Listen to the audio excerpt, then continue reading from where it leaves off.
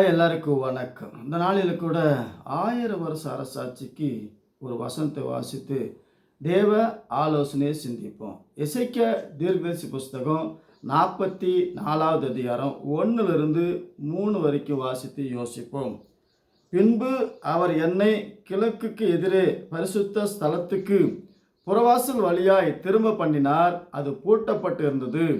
அப்பொழுது கர்த்தர் என்னை நோக்கி, இந்த வாசல் திறக்கப்படாமல் பூட்டப்பட்டிருக்கும், ஒருவரும் இதற்குள் பிரவேசிப்பதில்லை. இஸ்ரவேல் தேவனாய் கர்த்தர் இதற்குள் பிரவேசித்தார். ஆகையால் இது பூட்டப்பட்டிருக்க வேண்டும்.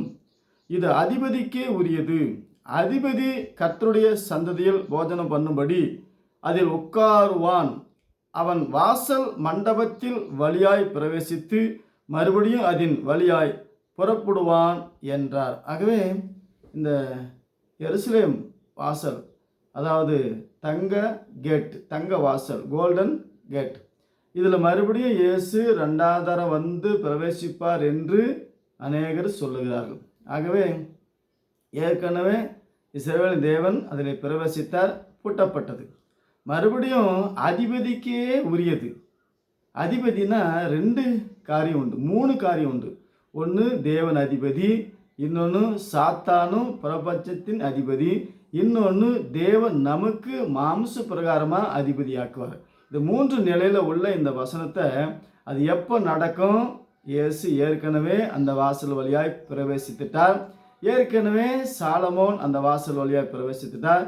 இனி ஒரு நடக்கணும். அதுதான் பிரபஞ்சத்தின் தேவன் சாத்தான் என்ற அதிபதி கடைசியில் உலகம் 1000 வருஷம் முடிஞ்ச பின்னாடி 7 வருஷம் அந்த எருசலேமில் தேவனுடைய 3வது ஆலயம் கட்டி அதிபதியான சாத்தான் உட்காரும்போது அந்த கேட்டு வழியாக சாத்தான் தான் பிரவேசிப்பான். அவன் அதில் பிரவேசிப்பான். அப்போ அவன் என்று சொல்லும்போது அதிபதியாகிய சாத்தானை குறிக்கும். ஆகவே ஏற்கனவே கோல்டன் கேட்டில் அந்த வாசல் வழியாக இயேசு பிரவேசித்து நமக்கு ரட்சிப்பை உண்டாக்கி விட்டார்.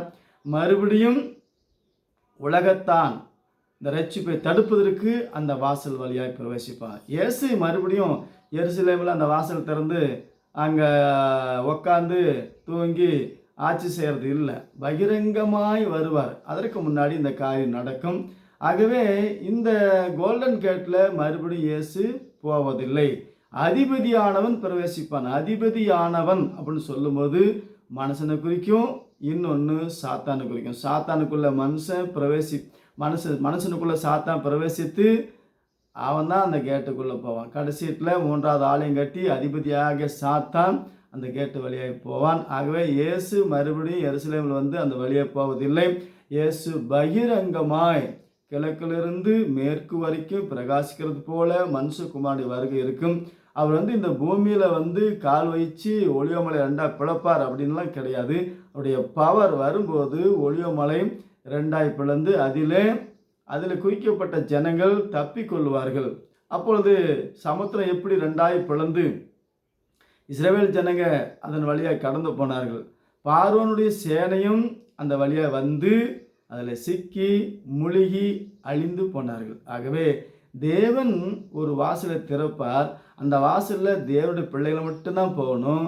அதிபதியானவன் உலகத்தான் வருவான், ஆனால் அவன் அதிலேயே அழிஞ்சு போயிடுவான். ஆகவே இந்த கோல்டன் கேட்டில் இந்த தங்க வாசல் வழியாக இனி இயேசு மாம்ச பிரகாரமாய் பிரவேசிப்பது இல்லை. ஆகவே கடைசியில் சாத்தான் 7 வருஷம் இந்த உலகத்தை ஆளுகை செய்யும் போது உலகத்தின் அதிபதியாகிய கோமாளி தாத்தா, ரோமாபுரி கோமாளி தாத்தா தான் உலகத்தின் அதிபதி.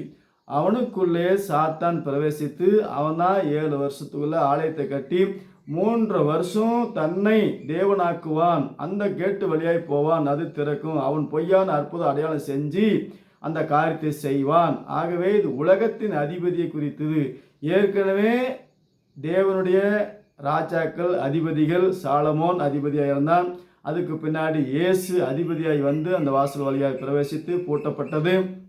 மறுபடியும் 1000 வருஷ அரசாட்சி முடிஞ்சு ரகசியவர்கள் எடுத்துக்கொள்ளப்பட்ட பின்னாடி சாத்தான் பிசாசு உலகத்தின் அதிபதியாகிய கோமாளி தாத்தா, ரோமாபுரி கோமாளி தாத்தா, தொப்பி வச்சிருக்கிறாரே கோமாளி தாத்தா, அந்த தாத்தாக்குள்ள சாத்தான் என்ற அதிபதி ஊர்ந்து அவனுக்குள்ளே இருந்து அவனை வச்சு கோயிலை கட்டி 3 வருஷம் கழித்து நான் தான் மெசியா, நான் தான் கிறிஸ்து என்று அந்த வாசல் வழியாய் பொய்யான அற்புதத்திலே பிரவேசிப்பான், உலகத்தின் அதிபதி செய்வான். ஆகவே இனி இயேசு 2வது வருகையில் 1000 வருஷ அரசாட்சிக்கு முன்னாடி அந்த கேட்டை திறந்து 1000 வருஷ அரசாட்சிக்கு எருசலேமில் உட்காந்துக்கிட்டு நான் தான் திறந்தேன், நான் தான் மெசியா என்று சொல்வது இல்லை.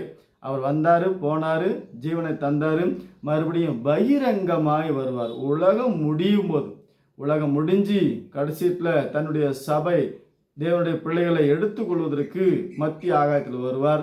அதற்கு முன்னாடி இந்த உலகத்துக்கு இயேசு வரமாட்டார். ஏற்கனவே ஆவியான தேவன் உலகம் முடிவு வரைந்தும் சகல நாட்களும் நம்மோடு கூட இருக்கிறார். நாம் விளங்கிக் கொள்வோம், விளங்காவிட்டால் ஜெபித்து அதை அறிந்து கொள்வோம். கர்த்தர் நம்மை வழி நடத்துவார். மீண்டும் சந்திப்போம். ஆமென்.